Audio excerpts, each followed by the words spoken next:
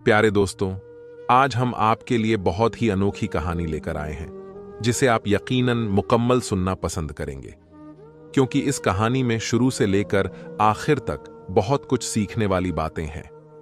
कैसे शहजादी ने गरीब मछुआरे पर जुल्म किए, फिर जब शहजादी को एक दिन काले नाग ने डस लिया जिसकी वजह से शहजादी की मौत हो गई, तो अगले दिन सबने शहजादी को कब्रिस्तान में दफनाकर आ गए, मगर अगले दिन शहजादी कब्र में थी ही नहीं। आखिर शहजादी की लाश को किसने चुराया, जानिए इस अनोखी कहानी में। प्यारे दोस्तों, कहानी को आखिर तक सुनाएगा, बहुत ही मजेदार कहानी है। तो चलिए अब कहानी को शुरू करते हैं। मुल्क के शाम की एक शहजादी जिसका नाम शहजादी बानू थी। शहजादी बानू बेहद हसीनो जमील थी, मगर बहुत मगरूर और संगदील थी। उसकी सवारी जिस वक्त शहर के बाजारों से गुजरती तो मकानों की खिड़कियां और दरवाजे बंद कर दिए जाते, दुकानदार दुकानों के पर्दे गिरा देते, राहगीर रास्ते से हटकर गली कूचों में चले जाते, और अगर इत्तेफाक से कोई रह जाता तो उसके लिए हुक्म था कि वह जमीन पर औंधे मुंह लेट जाए, और इस हुक्म की खिलाफत करने वाले शख्स के लिए यह सजा मुकर्रर थी कि उसे चौराहे पर बने हुए चबूतरे पर खड़ा करके उसकी दोनों आंखों में तपती हुई सलाखों से चोट दी जाए। एक रोज शहजादी बानू की सवारी बाजार से ऐसे ही गुजर रही थी। एक बूढ़ा राहगीर दूसरे रास्ते से इस बाजार में दाखिल हुआ। सवारी तेजी से आ रही थी, इसलिए राहगीर को इतना मौका न मिल सका कि वह दौड़कर वापस उसी गली में चला जाए जिससे वह इस बाजार में आया था। सर पर मछलियों से भरा हुआ टोकरा रखा था जिसे वह किसी के सहारे के बगैर सर से उतार भी नहीं सकता था। अगर जमीन पर औंधे मुंह लेटने के लिए उसे फेंकता तो सड़क पर मछलियां फैल जाती। गरीब मछुआरा घबराकर इधर उधर देखने लगा कि अब कहां जाएं और क्या करें, लेकिन कोई सूरत नजर ना आई, और संगदिल शहजादी के संगदिल सिपाहियों ने उसे गिरफ्तार कर लिया। शहजादी ने उसे देखकर गुलामों को हुक्म दिया कि दस्तूर के मुताबिक 2 दिन के बाद इसकी आंखें लोहे की गर्म सलाखों से फोड़ दी जाएं।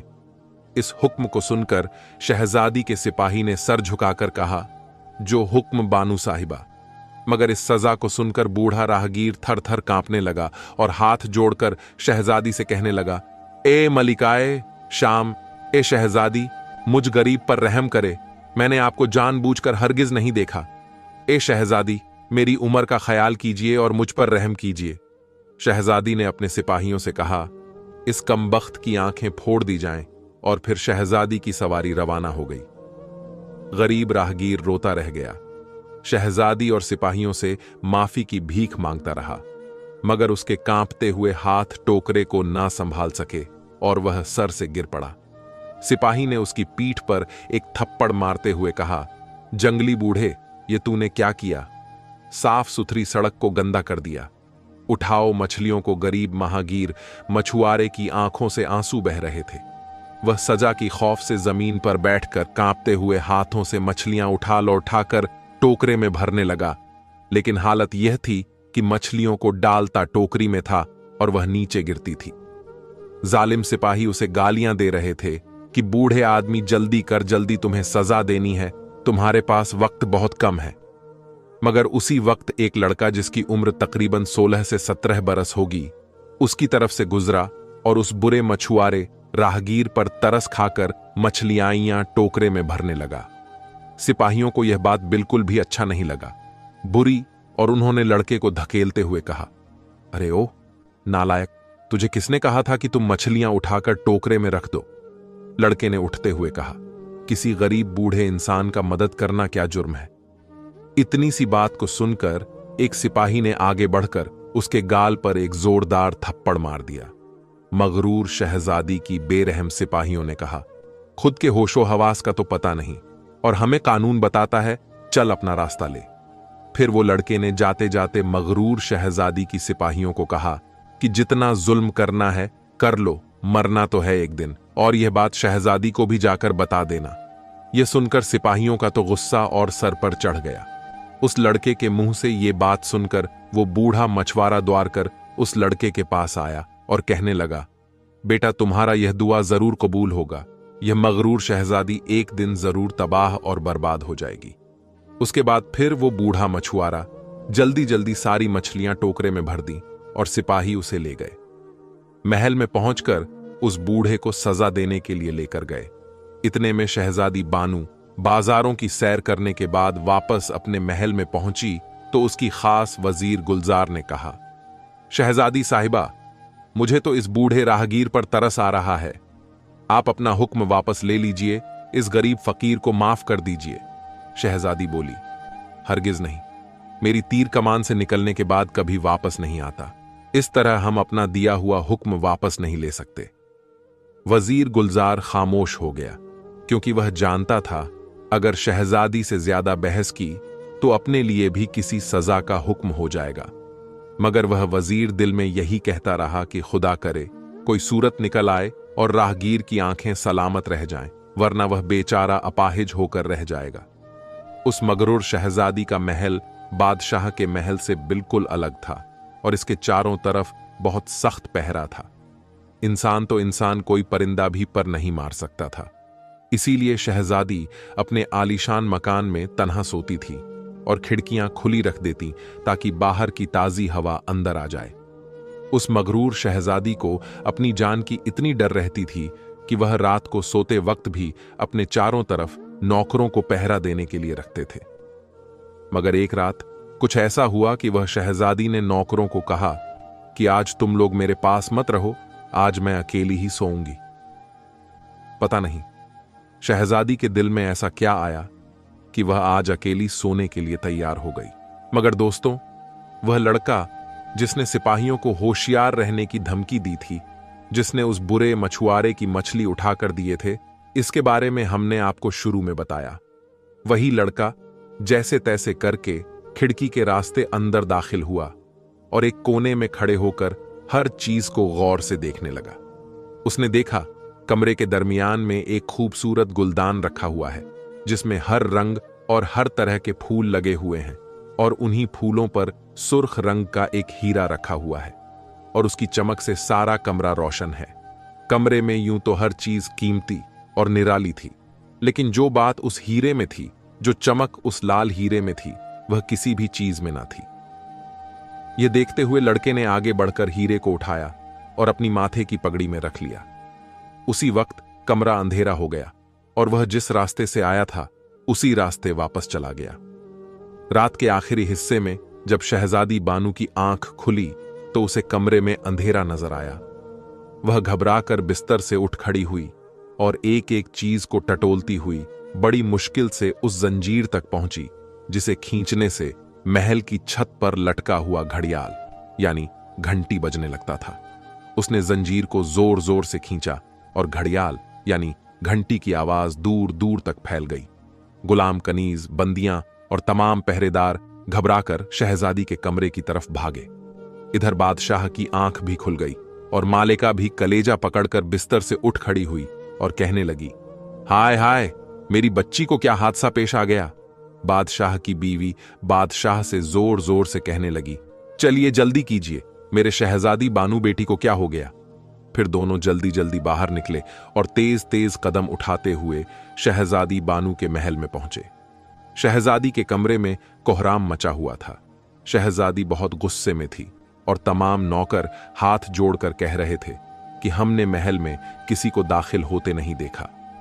बादशाह ने आगे बढ़कर शहजादी से मालूम किया कि यहां कौन आया था और मेरी शहजादी आपको क्या नुकसान पहुंचाया है। तो उसने कहा, अब्बा हुजूर, मेरे कमरे से हीरा गायब है और यह सब लोग कहते हैं यहां कोई नहीं आया। बादशाह ने पहरेदारों की तरफ गुस्से की निगाह से देखा तो नौकरों ने कांपते कांपते कहा, जहां पनाह, हम एक पल के लिए भी गाफिल नहीं हुए और हमने किसी को यहां आते हुए नहीं देखा। बादशाह ने कुछ सोचकर कहा, ठीक है, तुम सब सो जाओ और कल शाम तक चोर को तलाश करो। अगर वह ना मिल सका तो तुम में से हर एक को सख्त सजा दी जाएगी। नौकरों के जाने के बाद मल्लिका ने बादशाह से कहा, मुझे यकीन है कि इनमें से एक आदमी भी चोर नहीं, जरूर बाहर से कोई आया है। इसीलिए सुबह होते ही ऐलान कर दीजिए कि चोर को गिरफ्तार करने वाले को इनाम दिया जाएगा। मगर बादशाह हैरान भी था और परेशान भी, क्योंकि यह पहली चोरी थी जो उसके महल में हुई थी।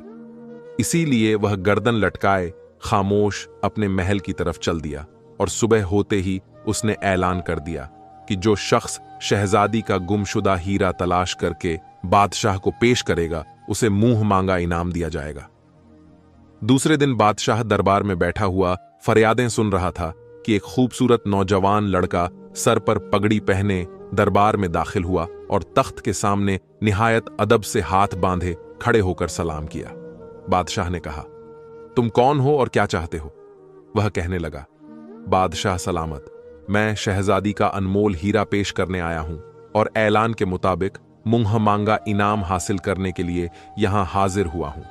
बादशाह ने कहा, शाबाश, कहां है वह हीरा? उसने अपनी पगड़ी में से हीरा निकालकर निहायत अदब से बादशाह को दे दिया। बादशाह उसे देखकर बहुत खुश हुआ और कहने लगा, अब कहो, इनाम में क्या चाहिए? लड़के ने कहा, बादशाह सलामत, परसों शहजादी साहिबा ने एक गरीब और बूढ़े राहगीर की आंखें फोड़ने का हुक्म दिया था। उसे वापस लिया जाए और इन 5 सिपाहियों की पीठ पर कोड़े लगवाए जाएं, जिन्होंने राहगीर को गिरफ्तार किया और मुझे गालियां दी। बादशाह ने कहा, तुम्हारा इस राहगीर से क्या रिश्ता है? लड़के ने जवाब दिया, कुछ भी नहीं।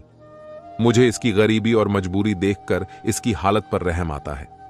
उसने अगर शहजादी साहिबा को देख भी लिया था तो उस बेचारे का कौन सा असर पड़ सकता था। बादशाह ने वजीर आजम फारूक अहमद से कहा, हमने इस राहगीर का कसूर माफ किया, अब उसे आजाद कर दो और 5 सिपाही और इस लड़के को कैद खाने में डाल दो। लड़के ने कहा, बादशाह सलामत, मेरा कसूर क्या है? बादशाह ने कहा, तुम चोर हो, तुमने हीरा चुराया था। लड़का कहने लगा, मैंने तो राहगीर को आजाद कराने के लिए चोरी की थी। बादशाह बोला, अब सफाई की जरूरत नहीं। लड़के ने कहा, अगर मुझे कैद किया तो याद रखिए मैं आपके ताज की चोरी करूंगा और आप मुझे ना पकड़ सकेंगे। बादशाह बोला, नादान लड़के, बेवकूफ ना बनो। फिर उसने सिपाहियों को इशारा किया और वह उसे पकड़कर ले गए। वजीर ने जाकर राहगीर को आजाद किया, सिपाहियों के 20-20 कोड़े लगवाए। शहजादी हीरे को देखकर बहुत खुश हुई और बादशाह के गले में बाहें डालकर कहने लगी, अब्बा जान, इसके चोर को सख्त सजा दी जाए। बादशाह ने कहा, हमने उसे कैद खाने में भेज दिया है और अब सोच रहे हैं कल सुबह सबके सामने इसके दोनों हाथ कटवा दें ताकि देखने वालों को इबरत हासिल हो। चोरी की सजा क्या है? शहजादी कहने लगी, अब्बा जान, ये एकदम बिल्कुल दुरुस्त है। उसने आपका ताज चुराने की धमकी भी दी है। बादशाह ने कहा, मगर हमारे कमरे तक पहुंचने से पहले ही उसके दोनों हाथ कटवा दिए जाएंगे। फिर उसने जाकर वजीर आजम से कहा, आज शाम तक सारे शहर में ऐलान करा दो कि शहजादी का हीरा चुराने वाले चोर के दोनों हाथ कल सुबह कलम किए जाएंगे, लिहाजा सब लोग जमा होकर यह तमाशा देखें। वजीर ने कहा, बहुत बेहतर है। वाकई अगर इस लड़के को यह सजा ना दी गई तो आइंदा यह बहुत बड़ा डाकू बन जाएगा। फिर उसने जाकर इलाके में ऐलान करा दी। फिर वजीर महल में आता है और कैद खाने में चोर लड़के को बादशाह का फैसला सुनाते हुए कहा, अगर तुम चोरी ना करते तो इस कम उम्र में ऐसी सख्त सजा से बच जाते। लड़के ने जोर जोर से हंसते हुए कहा, तुम सब लोग पागल वागल हो गए हो लगता है। भला मेरे हाथ कौन काट सकता है? मैं तो सूरज निकलने से पहले ही इस कैद से आजाद हो जाऊंगा। वजीर ने बाहर आकर जेल के दरोगा से कहा, आज रात सख्त पहरा लगा देना और अंदर बिल्कुल अंधेरा रखना ताकि यह कैदी लड़का किसी चीज को ना देख सके। दरोगा ने कहा, बहुत बेहतर है, आप बेफिक्र हो जाएं। मेरे होते हुए यह कैदी तो क्या एक चींटी भी बाहर नहीं आ सकता है। फिर वहां से वजीर चला गया और दरोगा कैद खाने के चारों तरफ सिपाहियों को मुकर्रर कर दिया। रात गुजर गई और सुबह वजीर ए आजम लड़का देखने के लिए आया, लेकिन वह यह देखकर हैरान रह गया। हथकड़ियां और बेड़ियां जेल के अंदर ही जमीन पर पड़ी हुई हैं। दरवाजे और रोशनदान बंद हैं, लेकिन वो चोर लड़का गायब है। वजीर ने घबराकर दरोगा को बुलाकर सख्त आवाज में चिल्लाया और उससे पूछा, अगर तमाम सिपाही जाग रहे थे तो लड़का कैसे गायब हो गया? दरोगा ने डरते डरते कहा, वजीर साहब, आज की रात तो मैं खुद भी यहां पर था और थोड़ी थोड़ी देर के बाद यहां आकर मुआयना करता रहा। समझ में नहीं आता कि वह कैसे निकला और कहां चला गया। वजीर को बहुत गुस्सा आया और उसने जाकर बादशाह से शिकायत की। वह भी गुस्से से आग बबूला हो गया और बादशाह ने हुक्म दिया कि जितने भी लोग आज रात पहरे पर मुकर्रर किए गए थे, सबको कैद खाने में डाल दो और सबको सुबह शाम 20-20 कौड़े लगाओ। बादशाह का सारा दिन परेशानी और गुस्से की हालत में गुजर गया। बादशाह ने उस दिन किसी से भी बातचीत नहीं की। मल्लिका और शहजादी दोनों मां बेटी को भी नहीं देखा और रात को भी वक्त से पहले ही बिस्तर पर लेट गया। शहजादी बानू सुबह हुई तो बादशाह के पास आई। उसने देखा कि वह बहुत ही उदास है और सर पकड़े हुए खिड़की से झांक रहा है। शहजादी ने उसके करीब जाकर उसके पेशानी पर हाथ रखा और कहा, अब्बा जान, आपकी उदासी का सबब क्या है? उसने जवाब दिया, कल वह चोर लड़का कैसे भागने में कामयाब हो गया और आज रात मेरा ताज चुरा कर ले गया। यह बहुत ही अजीब बात है कि वह सबकी आंखों में धूल झोंक कर महल में दाखिल हो जाता है और जो चीज चाहता है उठाकर ले जाता है। शहजादी कहने लगी, मेरा ख्याल है वह यहां के नौकरों से मिला हुआ है, वरना उसे महल में दाखिल होने की जुर्रत भी कैसे की।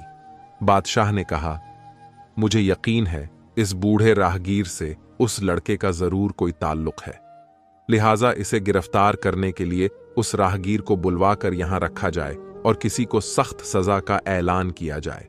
फिर जैसे ही वह इसकी मदद के लिए आए उसे गिरफ्तार कर लिया जाए। शहजादी बानू ने कहा, यह बहुत अच्छी तदबीर है। बादशाह ने उसी वक्त वजीर ए आजम को बुलवाकर उसे अपनी तदबीर से आगाह किया। वजीर ने सोचकर जवाब दिया, उस लड़के से ताज हासिल करने के बाद उसे अपनी निगरानी में रखना चाहिए। शहजादी बानू बोली, उसे रस्सियों में जकड़कर मैं अपने कमरे में रखूंगी, फिर देखती हूं कि यह कैसे भागता है। वजीर ने जाकर सिपाहियों को हुक्म दिया कि वह राहगीर को पकड़कर ले आए। हुक्म की देर थी। सिपाही घोड़े पर सवार होकर गए और 1 घंटे में बूढ़े को लेकर आ गए। बादशाह ने उसे तो शाही मेहमान खाने में भेज दिया और शहर में ऐलान कर दिया कि बूढ़े राहगीर की आंखें निकालकर चील कौवों को खिलाई जाएगी और वह इस वक्त शहजादी के महल में कैद है।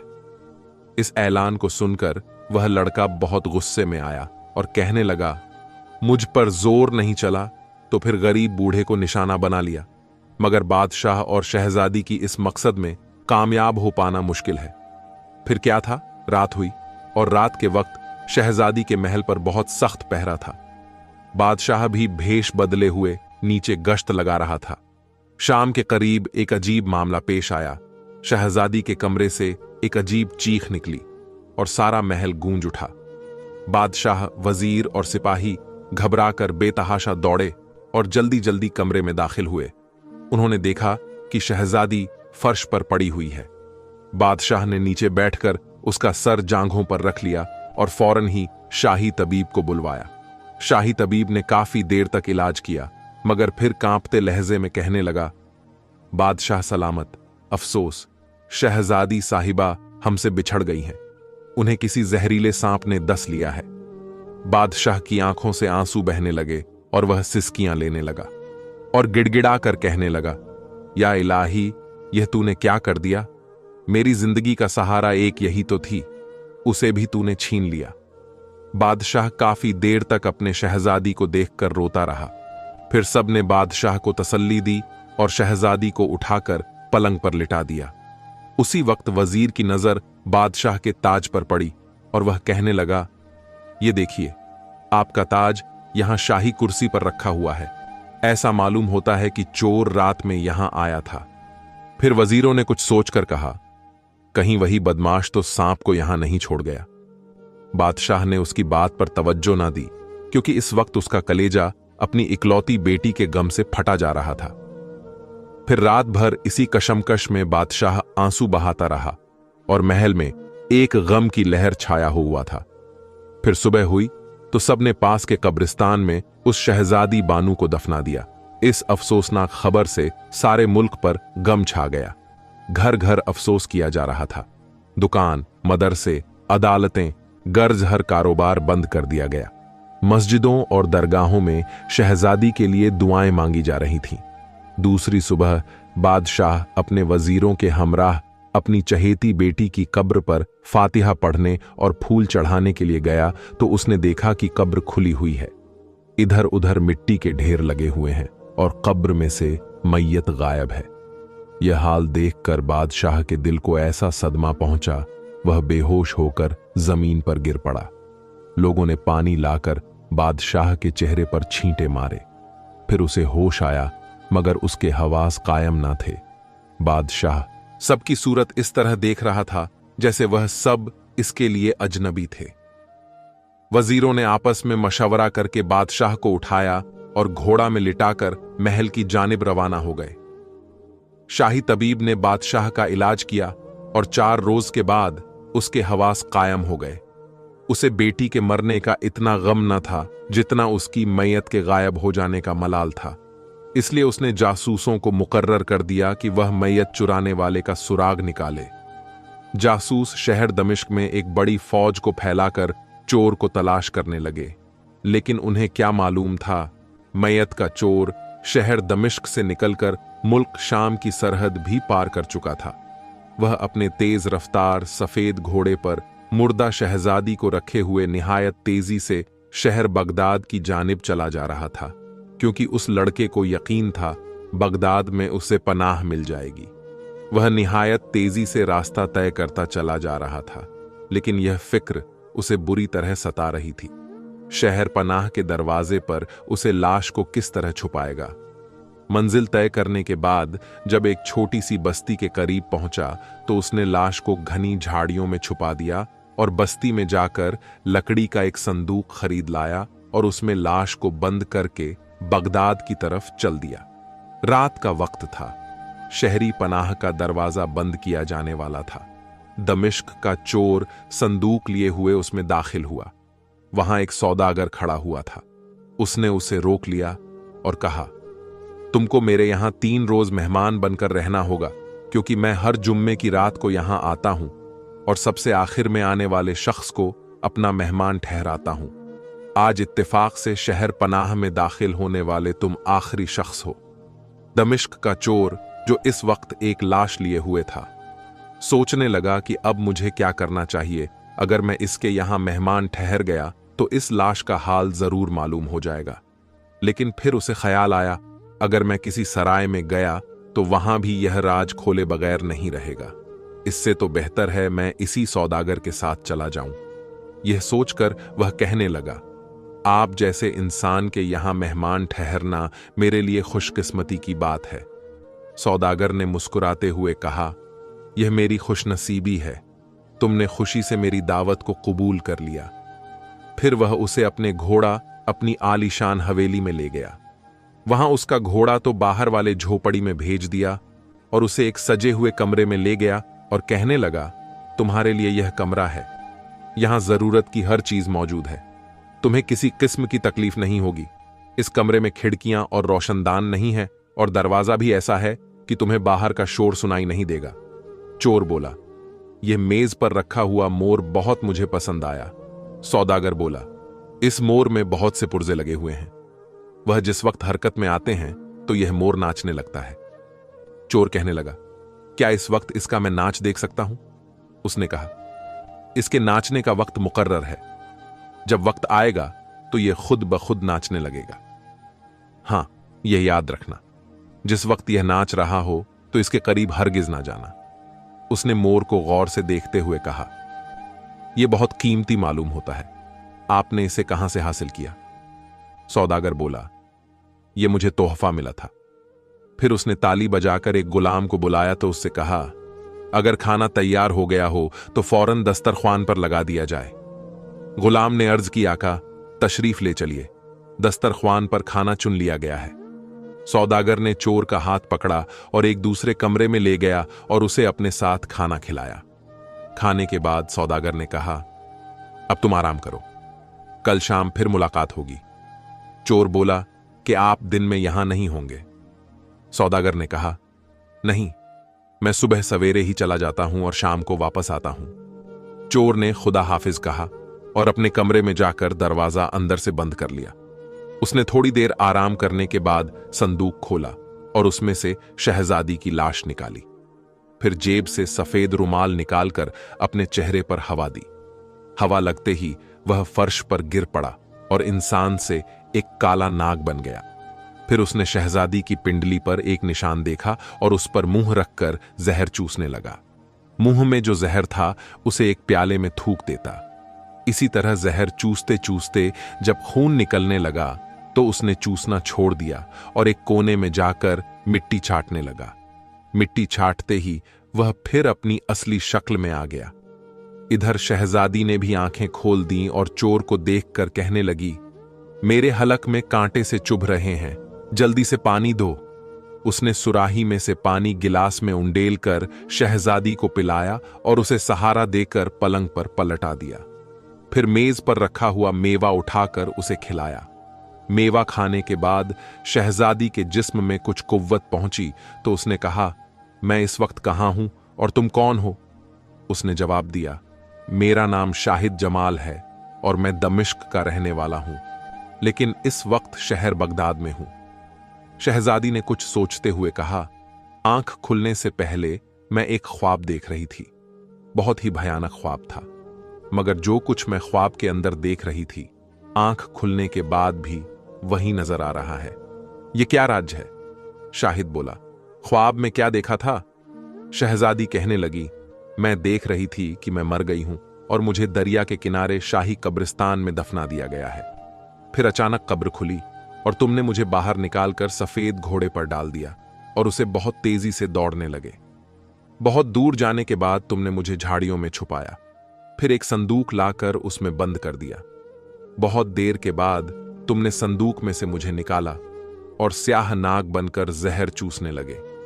शाहिद हैरानी से उसकी सूरत देखने लगा। यह अपने होशो हवास में तो नहीं थी, फिर इसे सब कुछ कैसे मालूम हो गया? और वह भी इस परेशानी में था कि शहजादी बोली, तुम क्या सोच रहे हो? मुझे बताओ, मैं अपने महल में हूं या कहीं और हूं? शाहिद बोला, जो तुमने ख्वाब में देखा वह बिल्कुल हकीकत है।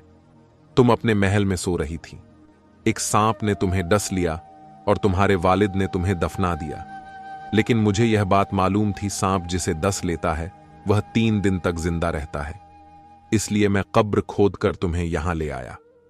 शहजादी ने कहा, तुम मुझे कैसे जानते हो? शाहिद बोला, मैं दमिश्क का चोर हूं। एक मर्तबा तुम्हारे महल में हीरा चुराने गया था, उस वक्त तुम्हारी सूरत देखी थी। शहजादी ने कहा, तुम सांप कैसे बन गए थे? क्या तुम कोई जादूगर हो?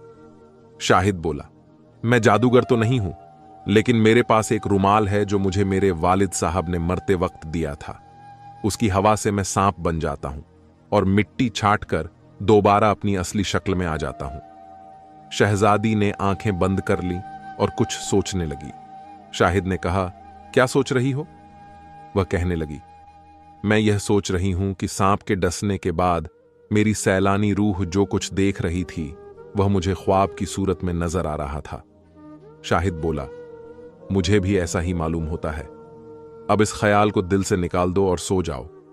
शहजादी ने कहा, सुबह होते ही मुझे मेरे अब्बा जान के पास ले चलो, वह मेरी जुदाई के गम में निढाल हो रहे होंगे।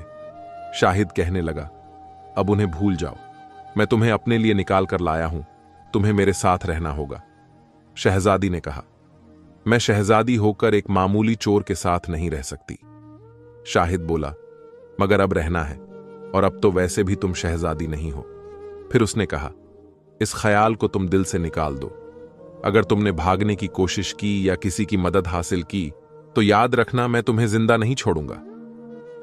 शहजादी ने अभी जवाब नहीं दिया था कि उसी वक्त मेज पर रखे हुए मोर ने अपने पंख फैलाए और नाचने लगा।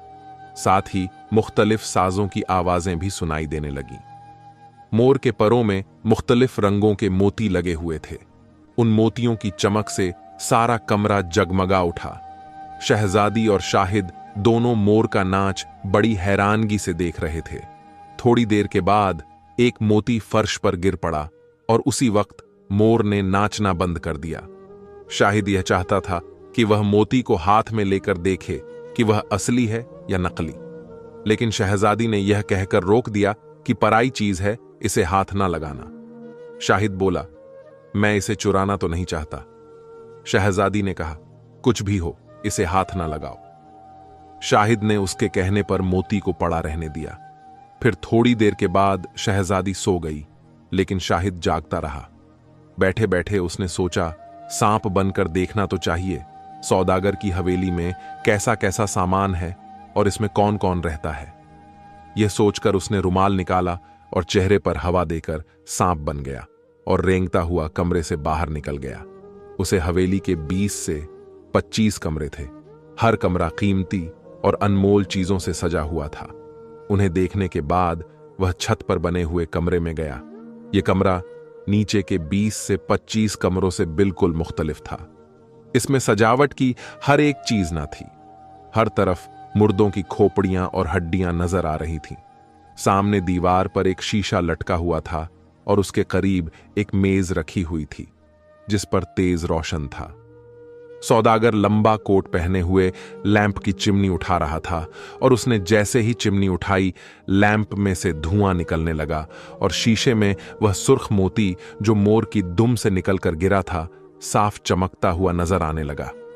सौदागर ने मोती को देखकर चिमनी को लैंप पर रख दिया और कुछ सोचने लगा।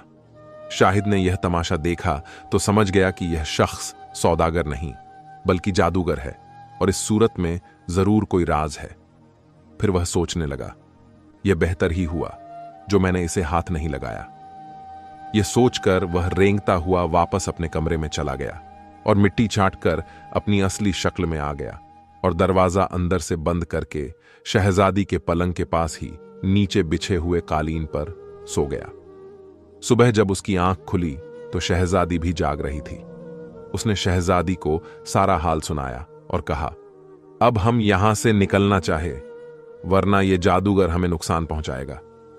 शहजादी कहने लगी, मैं तो खुद भी यहां रहना नहीं चाहती, हमें फौरन दमिश्क रवाना हो जाना चाहिए। शाहिद ने अभी कोई जवाब नहीं दिया था कि जादूगर मौजूद हुआ और शहजादी को देखकर शाहिद से कहने लगा, ये कौन है और यहां कब आई? उसने जवाब दिया, ये मेरी बीवी है और डाकुओं के खौफ से मैं इसे संदूक में लिटा कर लाया था। जादूगर खामोश हो गया। फिर उसने फर्श पर पड़ा हुआ मोती उठाकर मोर के पैरों में लगा दिया। शहजादी बोली, अब आप हमें इजाजत दीजिए, हम यहां से जाना चाहते हैं। जादूगर ने कहा, अभी नहीं, मैं अपने मेहमान को 3 दिन के बाद रुखसत करता हूं। अगर तबीयत घबरा रही है तो नाश्ता करने के बाद मेरे बाग की सैर करना। वहां बहुत ही अजीबोगरीब चीजें हैं, उन्हें देखकर तुम हैरान रह जाओगी। यह कहकर जादूगर चला गया और थोड़ी देर के बाद उसने दोनों के लिए नाश्ता भेज दिया। नाश्ते में शेर कोरमा, सेब का मुरब्बा, मैदे के परांठे, शाही टुकड़े और शहद था। शहजादी कहने लगी, इनमें से कोई ऐसी चीज ना हो जिस पर उसने जादू किया हो। शाहिद बोला, मैं भी यही सोच रहा था, लेकिन अब क्या करना चाहिए? शहजादी ने कहा, हम इसमें से कुछ नहीं खाएंगे, भूखा रहना ही बेहतर है और बाकी सैर के बहाने यहां से भाग जाएंगे। शाहिद ने इस तजवीज को पसंद किया और सारा नाश्ता काले संदूक में डालकर प्लेटें खाली कर दी। फिर जादूगर आया और दोनों को अपने हमराह बाग में ले गया और कहने लगा, मैं तो बाजार जा रहा हूं, तुम दोनों यहां की सैर करो, लेकिन इस बाग की किसी चीज को हाथ ना लगाना। जादूगर चला गया और दोनों सैर करने लगे। वह दोनों यह देखकर हैरान थे, जिस शाख में फूल लगे हुए थे उसमें एक पत्ती भी नहीं थी। दोनों सैर करते करते एक 12 दरी में पहुंचे जहां बेशुमार पिंजरे लटके हुए थे और हर पिंजरे में एक खूबसूरत परिंदा बंद था। शहजादी ने कहा, मैंने ऐसे परिंदे आज तक नहीं देखे। शाहिद बोला, उन्हें हासिल करना जादूगर के लिए क्या मुश्किल है। उसी वक्त एक सफेद परिंदे ने कहा, क्या तुम हमारी मदद करोगे?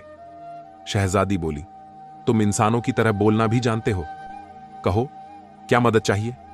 परिंदे ने कहा, हम सब जानवर नहीं, इंसान है जालिम। जादूगर ने हमें जानवर बनाकर पिंजरों में कैद कर रखा है। अगर तुम किसी सूरत से हवेली की छत पर जाकर लैंप रोशन करो और धुआं निकलते उसकी चिमनी को तोड़ दो तो हम फिर से दोबारा इंसान बन जाएंगे। एक और परिंदा बोला, तुम दोनों इस जादूगर के कौन हो? शाहिद ने कहा, हम उसके मेहमान हैं। परिंदा बोला, क्या तुमने मोर का नाच देखा था? शाहिद ने कहा, हां, हमने नाच देखा था। उसके पैरों में से एक मोती गिरा था, उसे हमने नहीं उठाया। आज सुबह नाश्ता आया तो हमने नहीं किया। तो परिंदा कहने लगा, इसलिए तुम दोनों बच गए, वरना मोती उठाते ही तुम जानवर बन जाते और नाश्ता करते ही तुम जादूगर के गुलाम हो जाते और जो वह कहता सो करते। अब उसके हाथ की कोई चीज ना खाना। दोनों वापस अपने कमरे में आ गए। शहजादी तो पलंग पर लेट गई और शाहिद छत पर चला गया। वहां उस वक्त कोई न था, इसलिए उसने लैंप रोशन करके चिमनी उठा ली। उसी वक्त धुआं निकलने लगा। फिर उसने चिमनी को जमीन पर जोर से मारा। उसके टुकड़े टुकड़े हो गए और वह भागता हुआ नीचे उतर आया। अपने कमरे में गया तो देखा शहजादी एक बहुत ही खूबसूरत लड़के से बातें कर रही है। उसने शाहिद को देखकर सलाम किया। फिर शहजादी बोली, मेज पर रखा हुआ मोर तो गायब हो गया और यह लड़का नजर आने लगा और यह कहता है कि जादूगर ने इसे भी जादू से मोर बना रखा था।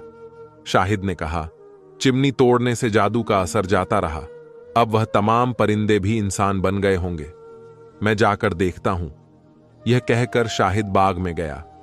वहां पीले फूल अब मुख्तलिफ रंगों के हो गए थे और सामने से लोगों का एक गिरोह चला आ रहा था। करीब पहुंचकर हर शख्स ने शाहिद का शुक्रिया अदा किया और उससे कहा, जादूगर की वापसी से पहले पहले हम सबको यहां से चले जाना चाहिए। शाहिद ने उन सब के हालात दरियाफ्त किए और उसे मालूम हुआ उनमें से ज्यादा लोग सौदागर थे जो अपना माल असबाब बेचने के बाद बगदाद आए थे। बाकी लोगों में से कोई शहजादा था, कोई बादशाह जो भेस बदलकर बगदाद की सैर करने और यहां के हालात दरियाफ्त करने आया था, और उन सब का कीमती सामान जादूगर ने अपने कब्जे में कर लिया। शहजादे ने उन सब से कहा, हवेली में चलकर सब अपना अपना माल समेट लें ताकि किसी को नुकसान ना हो। यह सब लोग हवेली में गए और अपना सामान तलाश करने लगे, लेकिन थोड़े थोड़े सामान के सिवा कुछ ना मिला और उन्होंने अपना नुकसान पूरा करने के लिए वहां रखा हुआ दूसरा सामान भी समेट लिया। शाहिद ने भी कीमती कीमती चीज उठाकर अपने संदूक को भर दिया और फिर सबको साथ लेकर हवेली से बाहर निकल गया। दरबान चीखते चिल्लाते रहे, लेकिन किसी ने उनकी ना सुनी। ये सब लोग शहर पनाह से बाहर निकले और उन्होंने एक जगह खेमा गाड़कर अपने ठहरने के लिए जगह बना ली। फिर उनमें से 2-2, 4-4 सौदागर अपना सामान ले जाकर शहर में बेचने लगे। शाहिद ने भी कई हजार अशरफियों का माल फरोख्त किया और एक ही दिन में खूब मालदार हो गया। इधर जादूगर वापस हवेली पहुंचा तो दरबान ने कहा, हुजूर, आज सुबह आपके तमाम मेहमान अपना माल और सामान लेकर चले गए। हमने उन्हें बहुत रोका, लेकिन उन्होंने हमारी एक न सुनी। जादूगर के पांव तले से जमीन निकल गई। वह घबराकर सीधा बाग में गया। वहां पीले फूलों की जगह रंग रंग के फूलों को खिले हुए देखा और बाराहदरी के सारे पिंजरे गायब थे। यह हाल देखकर उसका बदन पसीने से शराबोर हो गया और वह भागता हुआ छत पर बने हुए कमरे में गया जहां चिमनी टूटी हुई पड़ी थी। उसे देखकर उसकी आंखों तले अंधेरा छा गया और वह सर पकड़कर रोने लगा। हाय, वह चिमनी जिसको मैंने 10 साल की मेहनत के बाद हासिल किया था, यह टूट गई। फिर वह उठकर उस कमरे में गया जहां शाहिद और शहजादी मेहमान थे। वहां से मोर गायब था और नाश्ते की चीजें फर्श पर पड़ी हुई थीं। अब वह समझ गया यह तबाही उसी लड़के की वजह से हुई है। फिर उसने दिल में कहा, मगर यह कमबख्त नाश्ता कर लेता तो मेरे हुक्म के बगैर एक कदम भी ना उठा सकता। मगर इस चालाक और होशियार लड़के ने ना तो मोती उठाया और ना नाश्ता किया। खैर, यह मेरे हाथ से बचकर नहीं जा सकता। फिर उसने अपने कमरे में जाकर नजूमी भेष बदलकर घर से निकला और लोगों से पूछता हुआ शहर से बाहर चला गया। थोड़े फासले पर खेमे थे। वह उनके करीब जाकर सेंध लगाने लगा। उसकी आवाज सुनकर शहजादी को शक हुआ। उसने नजूमी को अपने खेमे में बुलाया। जादूगर उसकी सूरत देखते ही दांत पीसने लगा। यही मेरे दुश्मन की बीवी है, मैं इसे हरगिज न छोड़ूंगा। इस कमबख्त ने मुझे तबाह कर दिया है। फिर वह शहजादी का हाथ चंद लम्हों तक देखता रहा। फिर इसके बाद जेब से एक बोतल निकाली और इसका ढक्कन थोड़ा सा खोलकर शहजादी से कहने लगा, इस बोतल को आंखों के करीब रखो और दिल में सवाल सोच लो। इसका जवाब इस बोतल के लगे हुए शीशे में नजर आ जाएगा। शहजादी बोतल को जैसे ही आंखों के पास ले गई, उसमें रखी हुई बेहोशी की दवा सांस के साथ अंदर चली गई और वह बेहोश हो गई। जादूगर ने खेमे से सर निकालकर बाहर देखा कि इर्द गिर्द कोई है तो नहीं। फिर शहजादी को पिछली तरफ से बाहर लेकर निकल गया और जंगल की तरफ चल दिया। इत्तेफाक से उसी वक्त शाहिद वापस लौट आया। वहां देखा तो खेमा खाली था। उसने बराबर वाले लोगों से दरियाफ्त किया तो उन्होंने कहा, थोड़ी देर हुई, एक नजूमी शहजादी के पास आया था। इसके बाद हमने किसी को आते जाते नहीं देखा। शाहिद को यकीन हो गया कि वही नजूमी उसे बहकाकर कहीं ले गया है। फिर उसे ख्याल आया कि कहीं यह दोनों पिछली तरफ से तो नहीं निकल गए। इस ख्याल के आते ही वह पिछली तरफ गया। वहां जमीन को गौर से देखा तो पैरों के निशान नजर आए। बस फिर क्या था, वह तेज तेज कदम उठाता हुआ चलते चलते जब वह बहुत दूर पहुंच गया तो उसे जादूगर नजर आया जो कंधे पर शहजादी को डाले हुए लिए जा रहा था। शाहिद ने फौरन ही रुमाल निकाल लिया, लेकिन फिर कुछ सोचकर जेब में डाल लिया और दौड़ने लगा। शाहिद जैसे ही जादूगर के करीब पहुंचा, उसने पलट कर देखा और कहा, खबरदार, मुझसे दूर रहना वरना जलाकर राख कर दूंगा।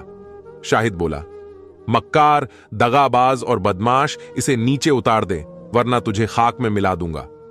जादूगर ने शहजादी को नीचे फेंक दिया और जेब से किसी मुर्दे का पंजा निकालकर बोला, अगर अपनी जान की खैर चाहता है तो वापस चला जा, वरना मैं तुझे इंसान से हैवान बना दूंगा। शाहिद ने कहा, बेहतर है मैं जा रहा हूं। यह कहकर वह एक तरफ चला गया और झाड़ी में छुपकर रुमाल के जरिए सांप बन गया और घास में रेंगता हुआ जादूगर के पीछे पहुंच गया। वह शहजादी को उठाने के लिए जैसे ही झुका, उसने उसकी पीठ पर डंक मार दिया। उसे दस लिया और वह हाय कहकर नीचे गिर पड़ा। थोड़ी देर तड़पता रहा, फिर ठंडा हो गया। शायद मिट्टी चाटकर अपनी असली शक्ल में आ गया। फिर उसने शहजादी को हवा दी, चश्मे से पानी लाकर छींटे दिए तो उसे भी होश आ गया। शाहिद ने कहा, अगर मैं वक्त पर ना पहुंचता तो यह कमबख्त ना जाने तुम्हारे साथ क्या सुलूक करता। शहजादी ने जो गौर से उसकी तरफ देखा तो वह जालिम जादूगर था। वह घबराकर उठ खड़ी हुई और कहने लगी, मुझे क्या खबर थी, वह कमबख्त नजूमी बनकर आया था। शाहिद ने बोला, खैर, मैंने उसे ठिकाने लगा दिया है, चलो वापस चलें। दोनों जब वापस पहुंचे तो सब लोग अपना सामान बांध रहे थे। शाहिद ने दरियाफ्त किया। उन लोगों ने बताया कि उनका सारा सामान फरोख्त हो गया है और वह सब वापस जाने की तैयारी कर रहे हैं। शाहिद ने कहा, जाने से पहले मैं चाहता हूं चलकर यहां के बादशाह से सारे हालात बयान कर दिए जाएं। सब ने इस तजवीज को पसंद किया और सामान बांधकर शाहिद के हमराह चल दिए। बादशाह के महल में पहुंचने के बाद उन्हें ज्यादा देर इंतजार नहीं करना पड़ा। जल्दी ही मुलाकात हो गई। बादशाह ने इत्मीनान से बैठकर सारे हालात सुने। फिर शाहिद को शाबाशी दी और वजीरों को हुक्म दिया वह जंगल से जादूगर की लाश को मंगवा लें। वजीर हुक्म बजा लाने के लिए रवाना हो गए। बादशाह ने इन तमाम लोगों के हमराह मुलाजिम भेजे ताकि वह खेमे उखाड़ दें और अपना सामान उठवा कर ले आएं, क्योंकि उसने उन सबको अपना मेहमान ठहरा लिया था। गर्ज यह सब अपना सामान ले आए और बादशाह के यहां रहने लगे। तीसरे दिन जादूगर की हवेली शाहिद को दे दी गई और वह उसका मालिक बन गया। फिर बादशाह ने उसे और भी जागीर बख्शी और इसके लिए खास वजीफा मुकर्रर कर दिया, क्योंकि उसने बगदाद को बदनामी से और यहां आने वाले सौदागरों और स्याह को जादूगर से बचाया था। इसी खुशी के मौके पर सौदागरों ने भी बहुत कुछ इनाम दिया और दूसरे मुल्कों के शहजादों और बादशाहों ने वादा किया कि वह अपने अपने मुल्क पहुंचने के बाद तोहफे रवाना करेंगे। शाहिद जमाल अगरचे दमिश्क का चोर था, लेकिन उसकी हमदर्दी, बहादुरी, अक्लमंदी और होशियारी के सबब शहजादी बानू को उससे मोहब्बत हो गई और अब उसके साथ ही जिंदगी बसर करना चाहती थी। शाहिद जमाल ने तो इस ख्याल से उसे डसा था कि ले जाकर परेशान करूंगा, दुख पहुंचाऊंगा ताकि गरीबों को सख्त सजा देने और उन्हें तकलीफ पहुंचाने का नतीजा इसे मिल जाए। लेकिन साथ रहने से उसे भी मोहब्बत हो गई और वह भी इसके हमराह जिंदगी बसर करना चाहता था। 1 महीने तक बगदाद में रहने के बाद शाहिद ने शहजादी बानू से कहा, तुम्हारे वालिद साहब बहुत परेशान होंगे, चलकर उन्हें तसल्ली देना चाहिए। शहजादी इस बात को सुनकर बहुत खुश हुई और उसी रोज दोनों दमिश्क रवाना हो गए। मुल्क शाम का बादशाह अपनी इकलौती बेटी के गम में निढाल हो रहा था। सेहत गिर चुकी थी, आंखों से हर वक्त पानी बहने के सबब बीनाई कम हो गई थी, रातों की नींद उड़ चुकी थी। उसकी बेटी अचानक जो उसके पास पहुंची तो उसके जिस्म में एक नई रूह और ताजा कुव्वत आ गई। उसने शहजादी को सीने से लगाया। फिर उसे ख्याल आया कि बेटी तो मर चुकी है। उस ख्याल के आते ही वह घबरा गया और कहने लगा, तू कौन है? मेरी बेटी तो मर चुकी है। शहजादी ने हंसकर कहा, अब्बा जान, मुझे सांप ने डस लिया था और सांप का डसा हुआ 3 दिन तक जिंदा रहता है। बस यह दूसरे दिन यह साहब मुझे कब्र से निकालकर बगदाद ले गए और मेरा जहर चूस कर मुझे होश में ले आए। फिर उसने सारा वाकया बयान किया, जिसे सुनकर बादशाह ने शाहिद को सीने से लगा लिया और उससे इतना खुश हुआ कि 1 हफ्ते के बाद उसने शहजादी की शादी उससे कर दी और अपने तख्त का वारिस बना दिया। शादी के बाद वह बगदाद चला गया और उसकी मां उसकी कामयाब जिंदगी देखकर बहुत खुश हुई और उसके लिए दुआएं करती रहीं। 10 साल के बाद जब बादशाह का इंतकाल हुआ तो शाहिद वक्त का बादशाह बना और मरते दम तक हुकूमत करता रहा। प्यारे दोस्तों, आज की यह कहानी आपको कैसी लगी? कमेंट बॉक्स में अपनी राय का इजहार जरूर कीजिएगा और मजीद ऐसी ही कहानियां सुनने के लिए हमारे चैनल को सब्सक्राइब करके हमारी फैमिली का हिस्सा जरूर बनेगा। शुक्रिया।